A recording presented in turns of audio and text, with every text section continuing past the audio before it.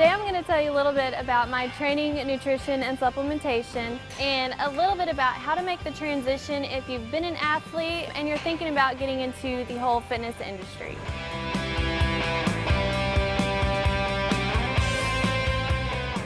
Well, after college and no longer having a coach by my side yelling in my ear telling me what to do anymore, I just really decided that I had to take ownership of my body and that I really had to take the steps on my own to do what I needed to do.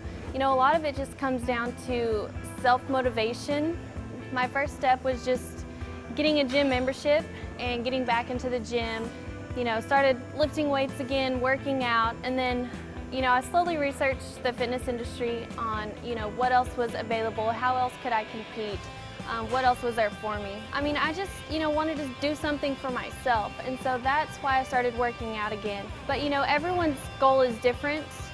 Sometimes, though, you don't know what your potential is unless you just dive into it. I had no idea that I was even cut out to compete in the NPC or do any type of fitness competitions, but as you allow yourself to change and as you push yourself to do new and different things, you'll surprise yourself with what you're actually capable of. One tip that I would give the girl who is scared and intimidated about taking the next step is to just slow down and take it one step at a time. A lot of the times, people try to do too much too soon. Changing your lifestyle doesn't happen in one day. You're not going to wake up and have everything figured out. You're not going to wake up and have brand new habits. You have to do it one day at a time and one step at a time. Training for me, I believe that it needs to be broken up into separate days.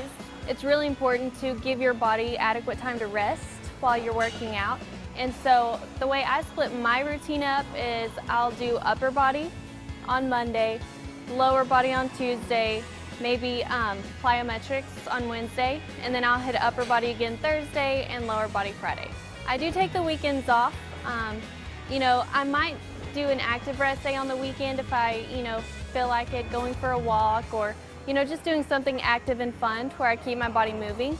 But otherwise, on the weekends I take that time to do other things for myself. Lifting weights is huge, no matter if your goal is to build muscle or to lose fat.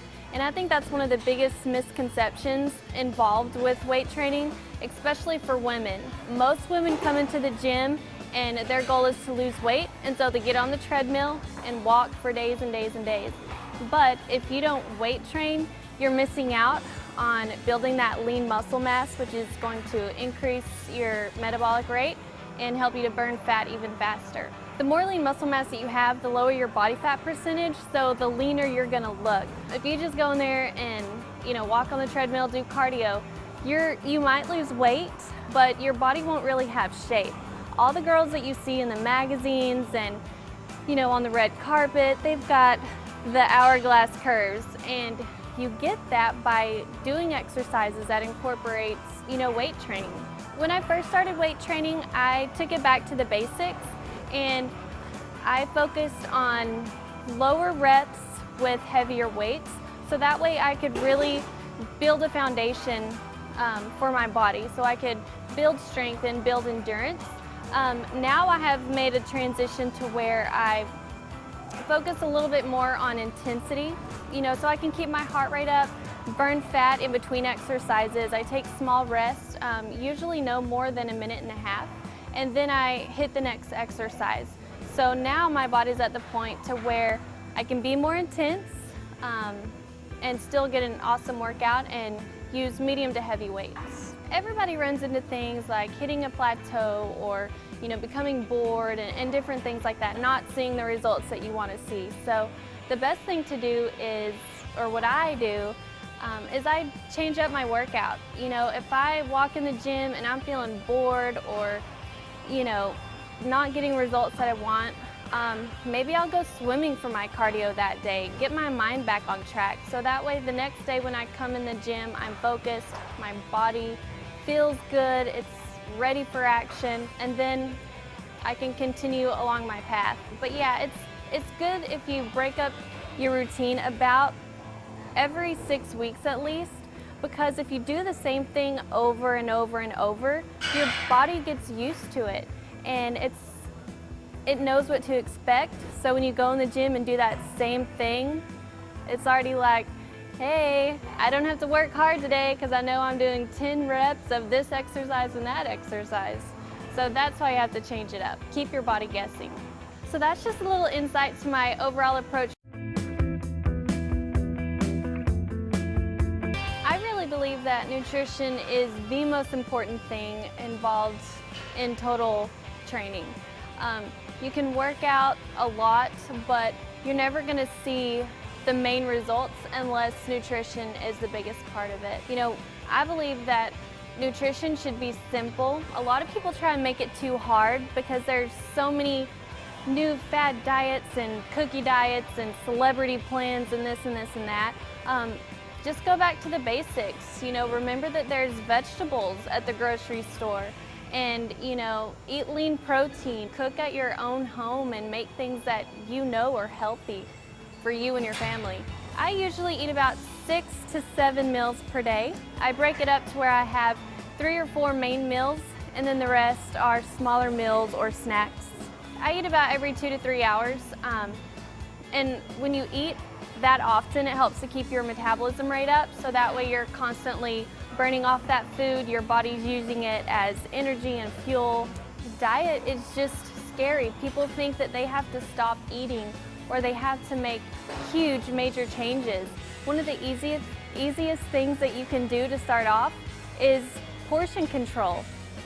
You know, just eat smaller meals at each meal time, and then from there make one more change. Maybe try and adding in 1 vegetable at each meal. Then maybe try and add fruit for breakfast or fruit for snack. You know, it's just like any other habit, it takes time. And it won't become a habit or a lifestyle unless you keep practicing it over and over again. My nutrition plan, every meal usually includes a lean protein source. And that's usually, I get mine from chicken or lean ground beef, maybe ground turkey. Those are my favorites. And then I'll have a slow digesting carb, and I'll have that for the first half of the day. And then in the evening, I'll kind of shimmy out the carbs and use more vegetable sources for my carbs, such as broccoli or asparagus or green beans.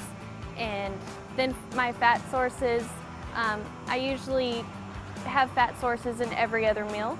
Well, people tend to taper off their carbs throughout the day because carbs are your main source of energy. You do your most activity in the morning, maybe throughout lunch, then you do your workout, and after that, you're usually just go home to kind of sit on the couch and relax. And so there's no need to load up on a bunch of carbs when you're just gonna go sit around, because then your body can't burn them off.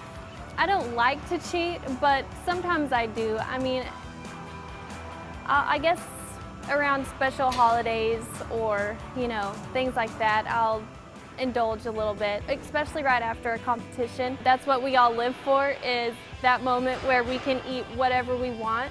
Typically for me, it gets me out of my routine and it gets me off course and off focus when I start just, oh, I'll have a cheat meal here and a cheat day there and this and this and that. So I try to stay more on track so that way I don't undo all of the new habits that I've made. If you're gonna indulge in, you know, dessert or a hamburger or, you know, your favorite fried chicken, whatever it is, share it with a friend so that way you're at least cutting the calories of that in half. So don't forget, nutrition is the most important part. I think that supplements are really important, you know, especially when sometimes we don't get all of the nutrition that we need from our diets. That's where supplementation plays a key role. My supplements change, I guess, on what my goals are. If I am trying to lose fat, then I'll add in a fat burner. If I'm trying to bulk, then I'll maybe double my protein intake. The supplements are kind of a scary situation, especially for women. They don't know what's good for them and what's not, or if they're only for men. That's a big misconception. Supplements are good for you. They're to supplement what your diet can't always provide. And most of the supplements that I take are things that are already found naturally in the earth or naturally occurring in my body already. So it's just about getting what you need into your body to help you reach your goals. And so don't be afraid to do that. You know, if you are scared, then research it a little bit on your own. Ask somebody else who knows more about them, so that way you feel better about it. The 3 supplements I would recommend to someone new to exercise, new to supplementing, would be protein powder, a fish oil, and a multivitamin.